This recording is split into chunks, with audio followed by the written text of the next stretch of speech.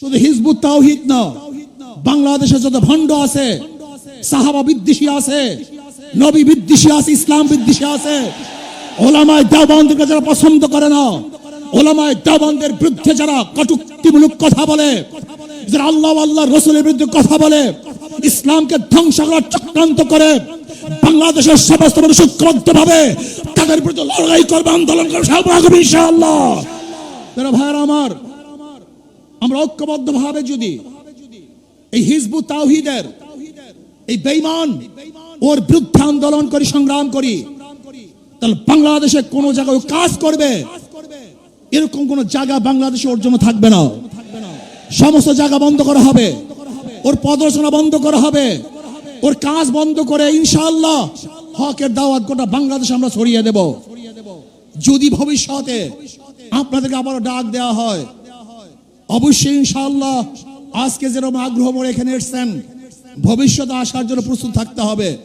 শুধু হিজবুত তাওহীদ না, বাংলাদেশে যত ভণ্ড আছে, সাহাবা বিদ্বেষী আছে, নবী বিদ্বেষী আছে, ইসলাম বিদ্বেষী আছে, ওলামায়ে দেওবন্দকে যারা পছন্দ করে না, ওলামায়ে দেওবন্দের বিরুদ্ধে যারা কটূক্তিমূলক কথা বলে, যারা আল্লাহ আল্লাহর রাসূলের বিরুদ্ধে কথা বলে, ইসলামকে ধ্বংস করার চক্রান্ত করে, বাংলাদেশের সমস্ত মানুষ ঐক্যবদ্ধভাবে তাদের বিরুদ্ধে লড়াই করবে, আন্দোলন করবে ইনশাআল্লাহ। আল্লামা মুফতি মুহাম্মদ ফয়জুল করিম, মুফতি মুহাম্মদ ফয়জুল করিম শাইখে চরমনাই।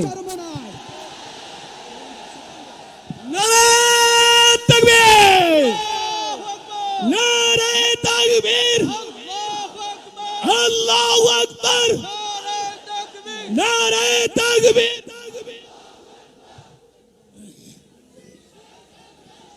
আসসালামু আলাইকুম ওয়া রাহমাতুল্লাহি ওয়া বারাকাতুহু। নাহমাদু ওয়া নুসাল্লি আলা রাসূলিহিল কারীম, আম্মা বাদ। ফাআউযু বিল্লাহি মিনাশ শাইতানির রাজীম। বিসমিল্লাহির রহমানির রহিম। কুনতুম খায়রা উম্মাতিন উখরিজাত লিন-নাস তা'মুরুনা বিল মা'রুফি ওয়া তানহাউনা আনিল মুনকার ওয়া তু'মিনুনা বিল্লাহ। সাদাকাল্লাহুল আলিয়্যুল আযীম। সবাই পড়ে সাল্লাল্লাহু আলাইহি ওয়াসাল্লাম। আয়োজকদেরকে ধন্যবাদ, দিন প্রিয়, ইসলাম প্রিয় সবাইকে ধন্যবাদ। শুকরিয়া জ্ঞাপন করছি যে অন্যার মোকাবেলার জন্য আমরা সোচ্চার এখনো আছি। যতদিন পর্যন্ত মুমিন মুসলমানরা অন্যায়ের প্রতিবাদ করবে, ততদিন পর্যন্ত গোটা দুনিয়ার থেকে ইসলাম মুসলমানকে ধ্বংস করার ক্ষমতা কেউ রাখবে না, ধ্বংস করতে পারবে না।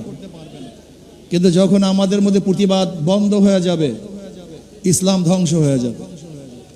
যাই হোক, হিজবুত তাওহীদ কি ও কেন, এদের বিরুদ্ধে আমরা কেন সম্মেলন ডেকেছি, কেন এসেছি, বক্তাগণ এতক্ষণ পর্যন্ত বক্তব্য দিয়েছেন, নিশ্চয়ই আপনারা উপলব্ধি করতে পেরেছেন। আমি মনে করি এই সম্মেলনের দুইটা দিক, হয়তো হিজবুত তাওহীদ জিরো হবে অথবা হিরো হবে, হয়তোবা জিরো হবে অথবা হিরো হবে। যদি সম্মেলন থেকে কোনো রেজাল্ট আমরা অর্জন করতে না পারি, তাহলে এই সম্মেলন মনে করবেন পুরা হিজবুত তাওহীদের পক্ষে চলে গেছে, সে ফেমাস হয়ে যাবে। আন্তর্জাতিক ইসলামের দুশমনেরা তাকে লুপে নিবে, তাকে ইসলামের বিরুদ্ধে কাজে লাগাবে, ইসলামের বিরুদ্ধে যত প্রকার ষড়যন্ত্র আছে তার মাধ্যমে করাবে। যদি এই সম্মেলন তার বিরুদ্ধে কোনো অ্যাকশনে যেতে না পারি, তাহলে গোটা সম্মেলনটা হিজবুত তাওহীদের পক্ষে, এটা আগে মাথার মধ্যে নিতে হবে। আর যদি হিজবুত তাওহীদের বিরুদ্ধে কোনো অ্যাকশনে যেতে পারি, হিজবুত তাওহীদকে বন্ধ করতে পারি, ওর মুখোশ উন্মোচন করতে পারি, সরকারকে মেসেজ দিতে পারি যে অবশ্যই হিজবুত তাওহীদকে বন্ধ করতে হবে, নয়তো এই জনগণকে কোনো অবস্থাতে থামিয়ে রাখা যাবে না, তাহলে হিজবুত তাওহীদ জিরো হবে। আমি মনে করি আমাদের ওলামায়ে কেরামরা বাতিলের বিরুদ্ধে বারবার আন্দোলন করেছে, কিন্তু সাকসেসের ধারাটা আমাদের ফান্ডে খুবই কম। কাদিয়ানীদের বিরুদ্ধে দীর্ঘদিন পর্যন্ত আন্দোলন করেছি, কিন্তু নিষিদ্ধ করতে পারি নাই। বাতিলদের বিরুদ্ধে বিভিন্ন সময় আন্দোলন করেছি, কিন্তু এখনো বন্ধ করতে পারি নাই। কবর পূজারী, মাজার পূজারীর বিরুদ্ধে হাজারো আন্দোলন করেছি, কিন্তু এখনো বন্ধ। এর কারণটা কি একজন চিন্তা করেছেন? এখানে যেই লোক আছি, এই লোকেরা আজকে স্টেজে যে ওলামায়ে কেরাম আছেন এবং আমরা যারা উপস্থিত আছি, আমরা সরকারের কাছে কোনো দাবি করবো আর সরকার মানবে না, এটা হতে পারে না। এটা বাংলাদেশে হতে পারে না। তার মানে আমরা দাবি উপস্থাপন করতে পারি না, দাবি আদায় করতে পারি না।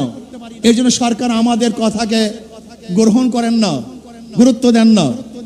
আমি আজকে প্রস্তাব দেব আয়োজক কমিটির থেকে, আপনার স্বল্প একটা সংখ্যক স্বরাষ্ট্রমন্ত্রীর সাথে যোগাযোগ করুন, বৈঠক করুন, স্বরাষ্ট্রমন্ত্রীর সাথে বৈঠক করুন, এমনকি মাননীয় প্রধানমন্ত্রীর সাথে বৈঠক করুন। হিজবুত তাওহীদকে আমরা কেন বন্ধ করতে চাই এটা তাদেরকে বলেন, বুঝান। যদি আপনারা তাদেরকে বুঝান, আমি মনে করি অবশ্যই বুঝতে বাধ্য হবে। যদি তারা সোজা আঙ্গুলে না বুঝে, তারা বাঁকা করে আঙ্গুল তাদেরকে বুঝাবো ইনশাআল্লাহ। আমরা আগে বুঝান তাদেরকে, তারা বুঝতে বাধ্য হবে যে তাদের বিরুদ্ধে আমাদের কোনো শত্রুতা নাই। তার ইসলামের দুশমন, আমাদেরও দুশমন। ইসলামের যারা বন্ধু হবে তারা আমাদের বন্ধু হবে। এই জন্য আমি প্রস্তাব করব স্বরাষ্ট্রমন্ত্রীর সাথে একটা বৈঠক করা হোক, অথবা প্রাইম মিনিস্টারের সাথে বৈঠক করা হোক। এর পরেও যদি সরকার এই ওলামায়ে কেরামের, তাওহীদি জনতার কথাকে গুরুত্ব না দেয়, তাহলে সরকারকে কিভাবে গুরুত্ব দিতে হয় সেই ব্যবস্থা আমরা গ্রহণ করবো ইনশাআল্লাহ।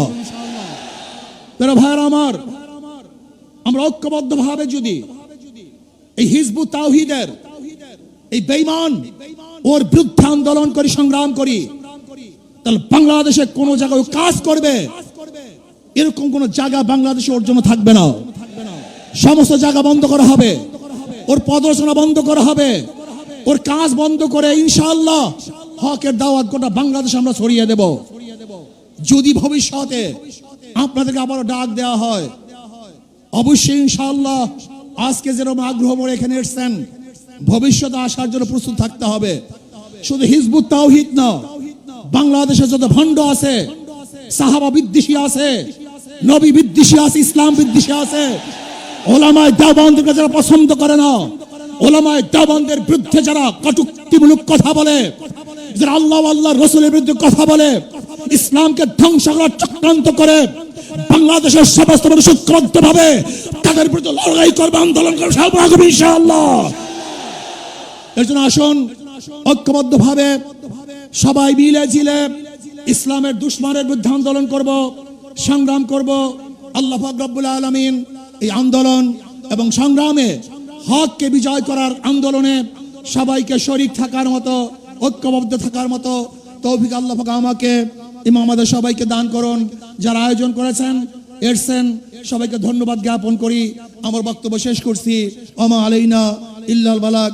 আসসালামু আলাইকুম ওয়া রাহমাতুল্লাহি ওয়া বারাকাতুহু। সবাইকে ধন্যবাদ।